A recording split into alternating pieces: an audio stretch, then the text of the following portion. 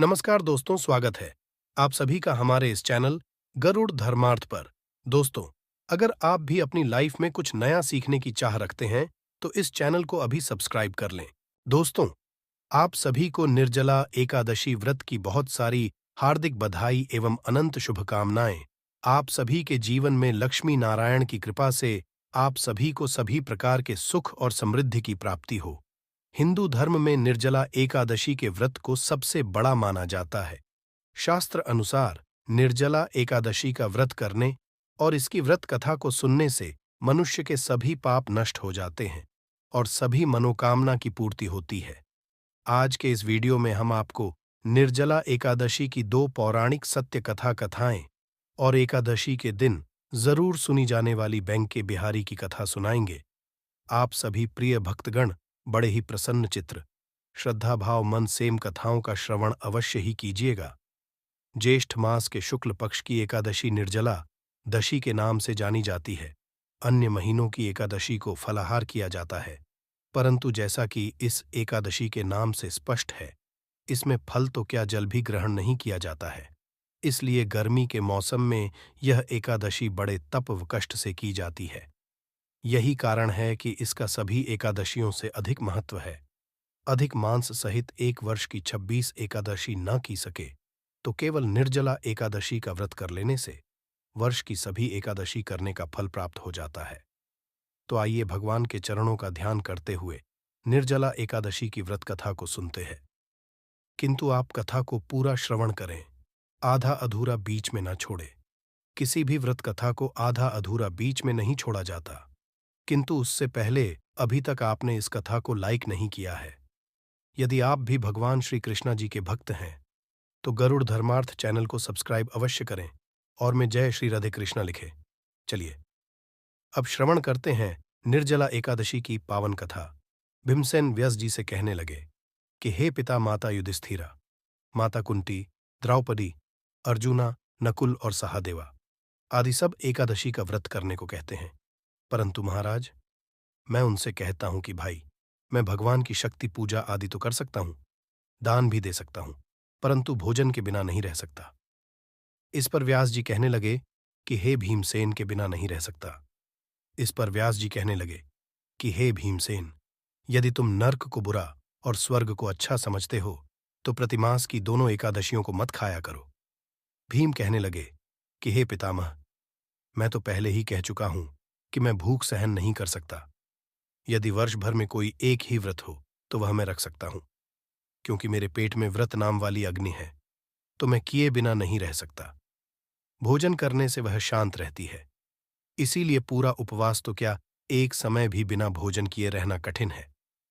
अतः आप मुझे कोई ऐसा व्रत बताइए जो वर्ष में केवल एक बार ही करना पड़े और मुझे स्वर्ग की प्राप्ति हो जाए। श्री व्यास जी कहने लगे, हैं पुत्र, बड़े बड़े आर्षियों ने बहुत शास्त्र बनाए हैं जिनसे बिना धन के थोड़े परिश्रम से ही स्वर्ग की प्राप्ति हो सकती है। इसी प्रकार में दोनों पक्षों की एकादशी का व्रत मुक्ति के लिए रखा जाता है। व्यास जी के वचन सुनकर भीम से नरक में जाने के नाम से भयभीत हो गए और कब कर कहने लगे, अब मैं क्या करूं, मास में 2 व्रत तो मैं नहीं कर सकता।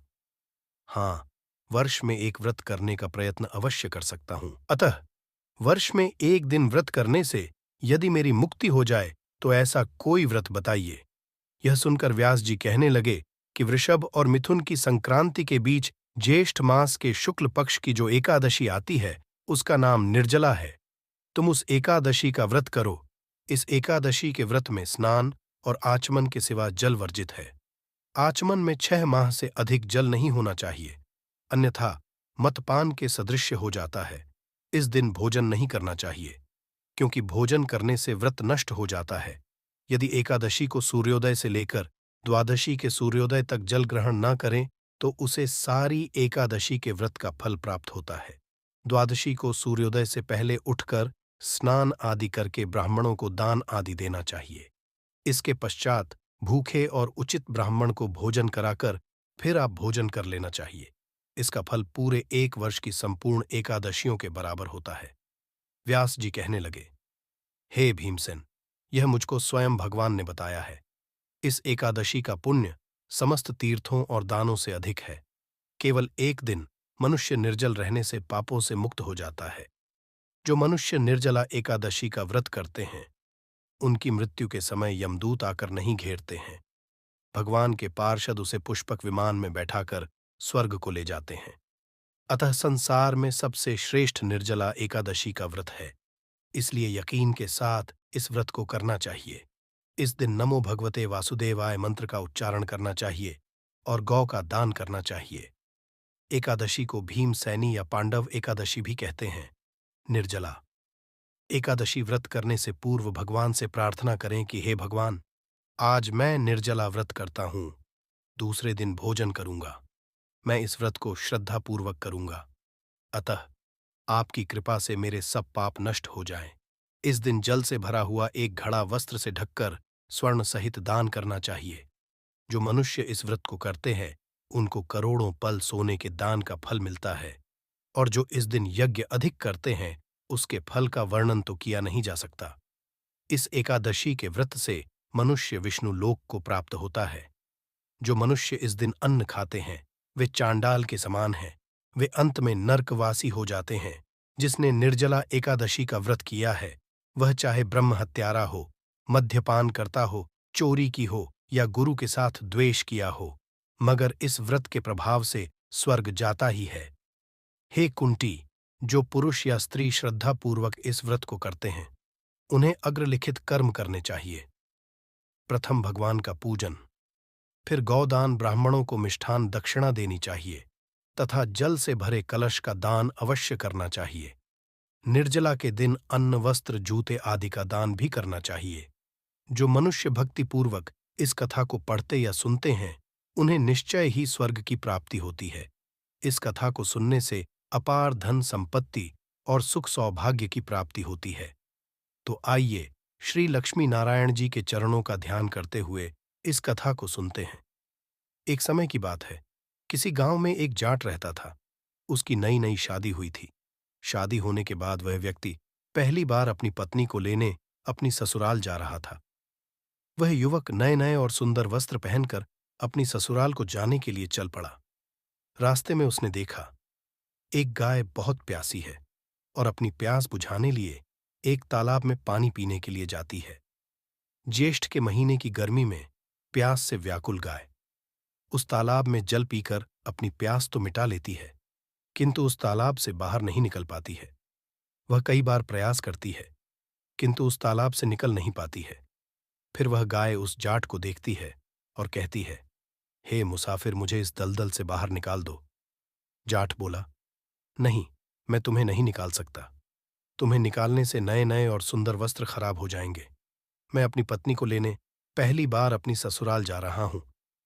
तब गाय बोली कि हे मूर्ख, आज निर्जला एकादशी है और आज के दिन यदि तुम मुझे इस तालाब से निकालोगे तो तुम्हें असीम पुण्य की प्राप्ति होगी। मैं तुम्हें ऐसा आशीर्वाद दूंगी जिससे तुम्हारी 7 पीढ़ियां कर जाएंगी। नाराज होकर गाय बोली, यदि तुम मुझे बाहर नहीं निकाल लोगे तो मैं तुम्हें श्राप दे दूंगी। गाय की ना मानने से गाय क्रोधित हो गई और गाय ने कहा, जा तू अब से 8 पहर बाद गधा बन जाएगा। ऐसा सुनकर वह जाट डर गया और गाय से माफी मांगने लगा, किंतु तब तक बहुत देर हो चुकी थी और वह गाय तालाब में डूब चुकी थी। ऐसा देखकर वह जाट बहुत पछताने लगा। दुखी मन से वह अपनी ससुराल गया। ससुराल में उसे देखकर सब बहुत प्रसन्न हुए, किंतु जाट जैसे ही वहां पहुंचा, वह अपनी को लेकर तुरंत जाने की जिद करने लगा। सभी ससुराल वालों ने उससे कहा, इतनी जल्दी क्यों जा रहे हो? अभी थोड़ा रुक कर जाओ। तब जाट ने गाय के श्राप वाली बात उन सभी से बता दी और अपनी पत्नी को लेकर तुरंत ही वहां से चल दिया और अपने घर पहुंच गया। जैसे ही 8 पहर व्यतीत हुए, वह जाट गद्दा बन गया। यह देखकर उसकी पत्नी बहुत दुखी हुई और कई दिन इसी प्रकार व्यतीत हो गए। फिर घर में अन्न धन की कमी होने लगी। तब वह गधा अपनी पत्नी से बोला कि तुम मुझे साथ में ले चलकर मजदूरी करने चलो। उसकी पत्नी और गधा दोनों राजा के यहां पहुंचते हैं। वहां पर कुएं की खुदाई का काम चल रहा होता है। राजा उसे अपने यहां काम पर रख लेता है। फिर उसकी पत्नी अपने सिर पर मिट्टी से भरी हुई डलियां रखकर काम करने लगती है। यह देखकर वहां काम कर रहे अन्य मजदूर उस स्त्री से कहते हैं कि बहन, जब तुम्हारे पास गधा है तो तुम मिट्टी अपने सर पर कर क्यों ढो रही हो? वह उनसे कुछ नहीं कहती है। यह सब दृश्य दूर से राजा भी देख रहा होता है। फिर एक दिन राजा उस स्त्री से पूछता है कि तुम इस गड्ढे से काम क्यों नहीं लेती हो? तब स्त्री कहती है कि हे महाराज, यह गड्ढा नहीं है, यह मेरे पति हैं। एक गाय के श्राप के कारण यह गड्ढा बन गए हैं। फिर उस स्त्री ने पूरी कहानी राजा को बताई। तब राजा ने उस स्त्री की मदद करने की सोची और अपने राज्य के विद्वान ब्राह्मण को बुलाकर इसका उपाय। तब उन ब्राह्मणों ने राजा से कहा कि महाराज, इसका एक ही उपाय है। यदि कोई मनुष्य अपने जीवन काल में 101 एकादशी का व्रत रख चुका हो और वह अपने इस पुण्य का फल यदि इस गधे को दे दे तो वह फिर से मनुष्य बन जाएगा। इसके बाद राजा ने अपने सिपाहियों के द्वारा पूरे नगर में यह खबर पहुंचा दी कि जिस किसी ने भी 101 एकादशियों का व्रत रखा हो और यदि वह अपना पुण्य देने को तैयार हो तो वह उस व्यक्ति अपना आधा राज्य दान कर देंगे।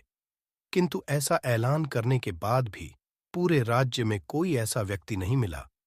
किसी ने 11 तो किसी ने 21 एकादशियों का ही व्रत कर रखा था। यह सुनकर राजा बड़ा चिंतित हुआ। उतनी ही देर में वहां पर एक बूढ़ी स्त्री आती है और वह राजा से कहती है कि महाराज, मैंने पूरी 101 एकादशियों का व्रत कर रखा है। तब राजा खुश होकर बोला कि हे माता, आप अपनी 100 एकादशी के व्रत का इस गड्ढे को दे दीजिए। मैं आपको अपना आधा राज्य और ढेर सारा धन दूंगा। तब बूढ़ी स्त्री कहती है कि मैं इस उम्र में राज्य और धन को लेकर क्या करूंगी महाराज। मैं इस गड्ढे को केवल 100 एकादशी के व्रत का ही पुण्य दूंगी और बची हुई एक एकादशी जो निर्जला एकादशी है उसका पूर्ण है मैं स्वयं अपने पास रखूंगी, क्योंकि निर्जला एकादशी के व्रत का पुण्य मुझे मोक्ष दिलाएगा। मैं भगवान श्री हरि विष्णु और मां लक्ष्मी को प्राप्त कर लूंगी। ऐसा कहकर उस बूढ़ी स्त्री ने 100 एकादशियों के व्रत का फल उस गड्ढे को दे दिया और उस पल के प्रभाव से वह गड्ढा फिर से मनुष्य बन गया। किंतु एकादशी का पुण्य न मिलने से उसका पूरा शरीर तो मनुष्य का बन गया, किंतु उसके शरीर से गड्ढे की पूंछ ना हट पाई। बोलिए श्री लक्ष्मी नारायण। भगवान की जय। अब सुनेंगे बांके बिहारी की कथा बोल। बांके बिहारी की जय हो ठकुर जी महाराज की जय हो। कृष्णा कन्हैया भगवान की जय हो। श्री कृष्णा भगवान के अनंत स्वरूपों की जय हो। एक ब्राह्मण था, वह रोजाना घर घर जाकर भगवद गीता का पाठ किया करता था। एक दिन उन्हें एक चोर ने पकड़ लिया और कहा कि तेरे पास जो कुछ भी है मुझे दे दे। तब वह पंडित बोला कि बेटा, मेरे पास कुछ भी नहीं है, तुम एक काम करना, मैं यही पड़ोस के घर में जाकर भगवद गीता करता हूं। वह यजमान बहुत ही दानी लोग हैं। जब मैं सुना रहा होता हूं तब तुम उनके घर जाकर चोरी कर लेना। तो चोर ने उनका कहा मान लिया और पंडित को छोड़ दिया। दूसरे दिन जब पंडित जी पड़ोस में कथा सुनाने गए तब वह चोर वहां पर आ गया।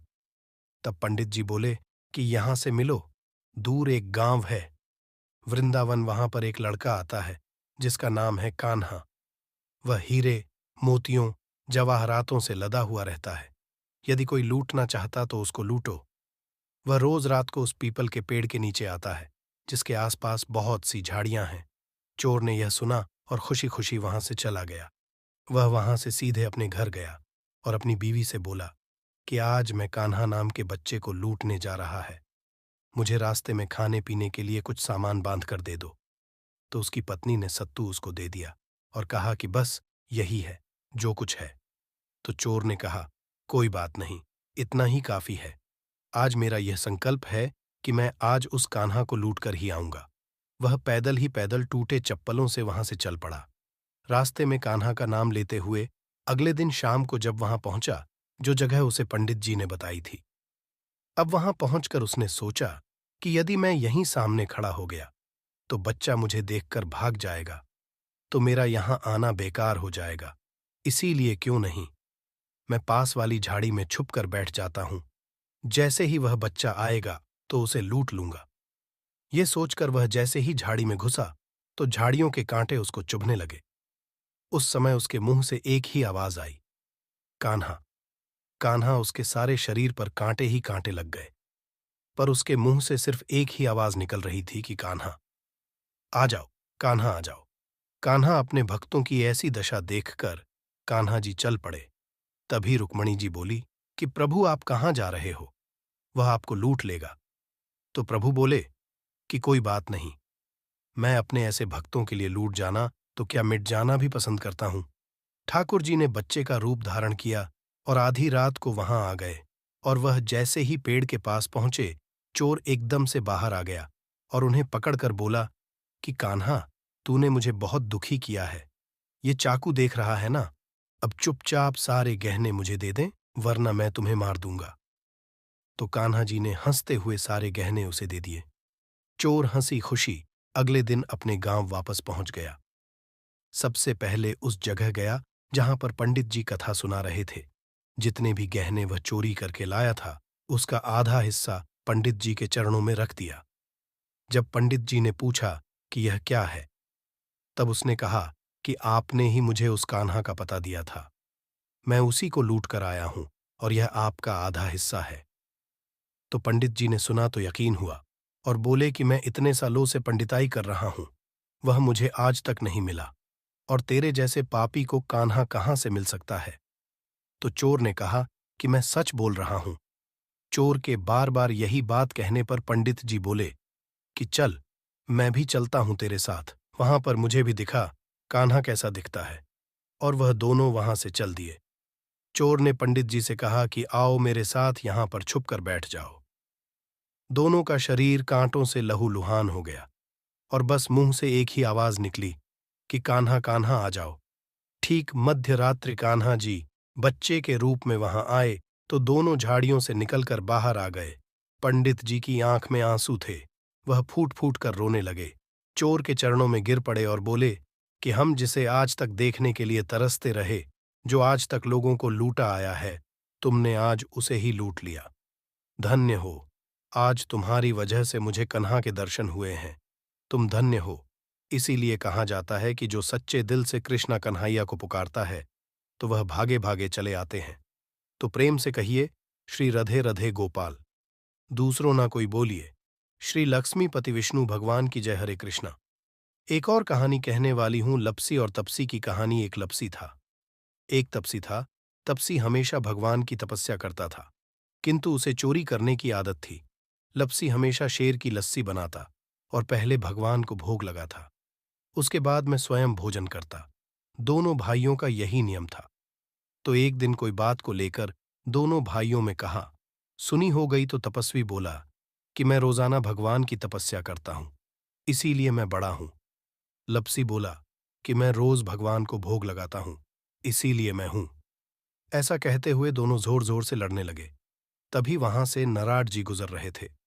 दोनों को लड़ता हुआ देखकर वहां आए और उनसे पूछा कि तुम दोनों लड़ क्यों रहे हो। तो दोनों ने अपने आप को बड़ा बताया और साथ में बड़ा होने का कारण भी बताया।